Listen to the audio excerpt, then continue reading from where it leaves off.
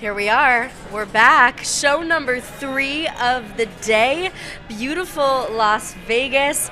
And we're back here at the Ice Desk at 2021 Guaranteed Rate Skate America, joined by the lovely Polina Edmunds and Mirai Nagasu. How are you guys feeling? Are you feeling re-energized after seeing some performances earlier? We're going into another 2 rounds of what's going to be intense skating. Polina, how are you feeling? Have you gotten a chance to really take it all in?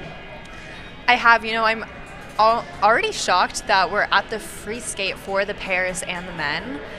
But it is going to be some incredible skating right now, and I think the short programs that we saw earlier are setting up the excitement for tonight. And Mirai, just overall thoughts of what we're about to lead into for this evening. Where's your head at? I'm exhausted. Same girl.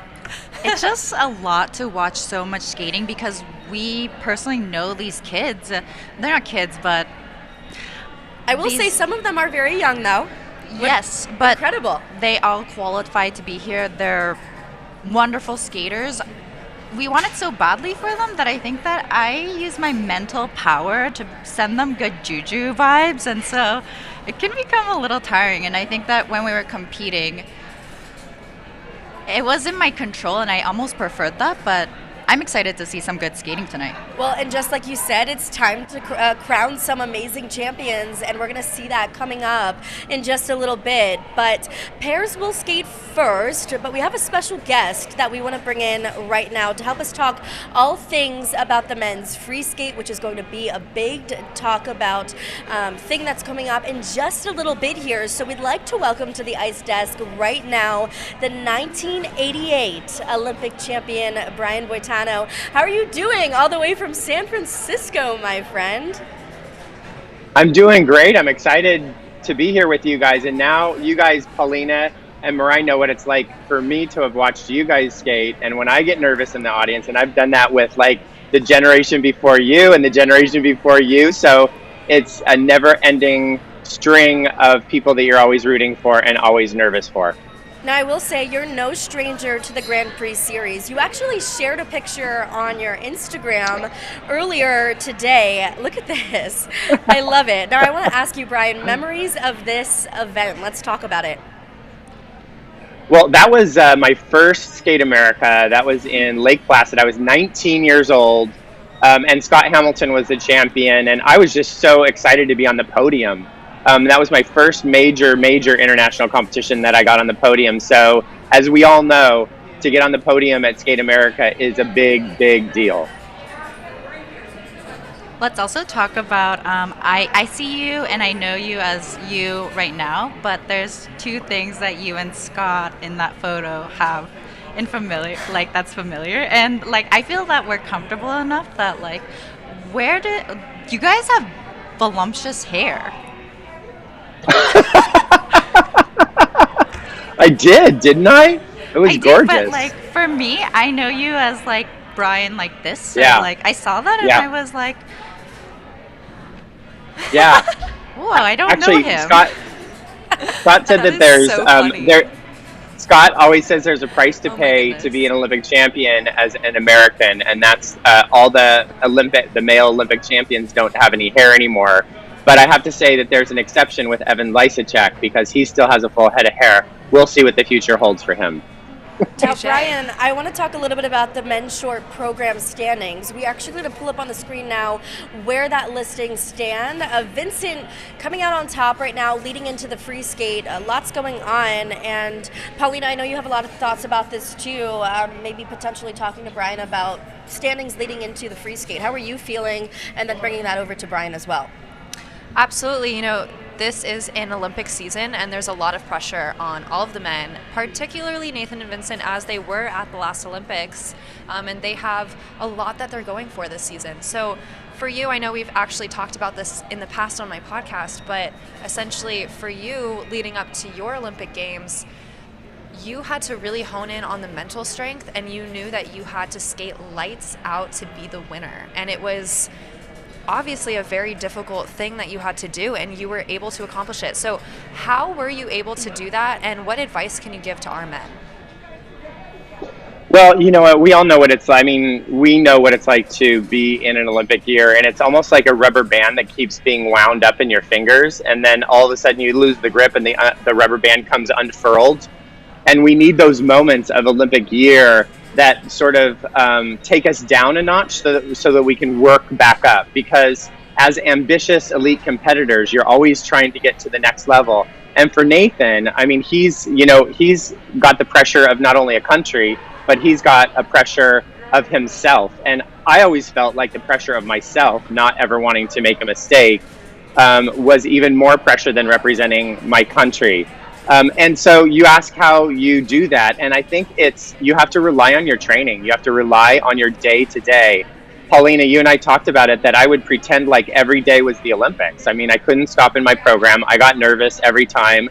So I would just pretend like every day was the same and that I was in competition. And then when I was in competition, I would just talk to myself and say, look, you do this every day in this same situation. You've warmed up for 6 minutes. You've gotten off the ice for 45 minutes. You've come out. You've done it clean. I think that the real confidence comes from really knowing in your heart, and we all know this, you can't kid yourself. You have to know in your heart that you can do it, and that's where you're rooted. If you're like kind of just saying it like, oh, I can do it, and you don't believe it, it's never going to be put out there on the ice. You said trust yourself, but for me, that was so difficult. And Nathan has not lost this event in so many years that it's difficult to keep count. And this is the first event that, well, over the past 4 years, the cycle, he hasn't lost once. So how does you match up to that pressure? Make it back from that? Yeah. I think this is actually going to be a very good thing for Nathan, because he has, I read in an interview that he did, I can't remember what newspaper it was with, but he said, I'm human, I feel fear, I feel pressure, something like that. And it's true. And I think that this will be the gasket of pressure that needs to release him, so that he can just build up again and be in perfect time for the Olympics. And like I said, he's a perfectionist. He really wants to be like the best that he can be. So I think that this is actually a good thing, that he can build up from here and take the next step, skate well in the next competition until the Olympics, and then skate lights out there. And Brian, right now, Vincent leads by a solid margin. He's sitting in that first place spot. You talked a little bit about pressure as well for a lot of these skaters. Now that he's in that first place spot, there is a lot of pressure on him going into the free skate this evening. How does he, or what would you recommend to a skater who's in a position like that to be able to have that on his shoulders and go into a competition so big like this tonight? Leading by a solid margin as well. Yeah, and that's a cushion. But it's kind of like, and you guys know what I'm talking about. It's like, you get on the ice and you're like, welcome to the big times. This is how it escalates in your career from when you're a kid. You get prepared for this. This is what happens. It gets layer and layer of more stress as you get older and you go into bigger time competitions. So he's ready for this. And let's talk about how great he is. I mean, he's literally come into his own in the last year. I mean, between the smoothness of his programs and his jumping and spinning, he's really come all together. So, kudos to him. And honestly, I feel like he is out to prove to himself and to everybody else that he can nail the long program, and I have a lot of confidence in him. He kind of snuck in there, and I think he was surprised as much as we were, because we were talking about Shoma and Nathan, but then not only did Vincent come in and steal the spotlight, Jimmy Ma is also in third place right now. Yeah. That consistency, you were the king of. How do these guys who have so many quads going on, how do they just put it all out there when it matters?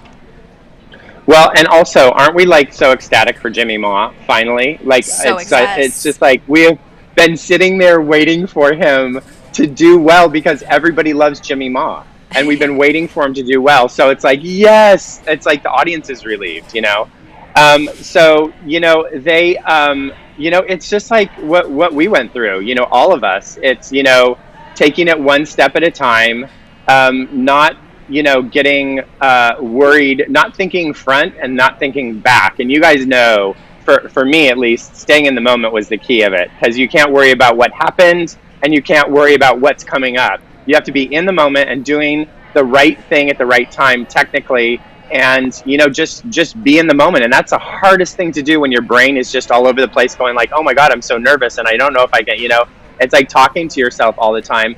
And staying in the moment, I think that's what all the guys have to do, in this event and every event leading up to the Olympics. And Brian, we've been talking about this a lot. Right now, Skate America, this is kicking off the Grand Prix season, leading ultimately what's going to be the Olympics coming up in just a few months here. This is a big competition for a lot of these skaters. Being under that pressure and really performing to the best of their ability tonight is going to be the biggest feat that they're going to have to go through. You are no stranger to any of this. You're very familiar with what it's like to go through the pressures of all of this. Any final words or thoughts that you could say before the competition kicks into gear in just a few minutes here? Well, first of all, I love seeing, audiences out there enjoying it. And I think that the skaters are probably really getting pumped that they're skating in front of people for the first time in a very long time. So that's really helpful. The audience will really help. I just say to the guys, it's stepping stones. It's literally take one thing at a time. It's considered a little early in the season. So there's time to do everything. Just, go out there, focus, and take one thing at a time and put things together as they come. Definitely easier said than done though, but absolutely. I was like holding on to every word you're saying, and I'm retired. I was like, yes, this is the right steps to the Olympic stadium and podium for these kids.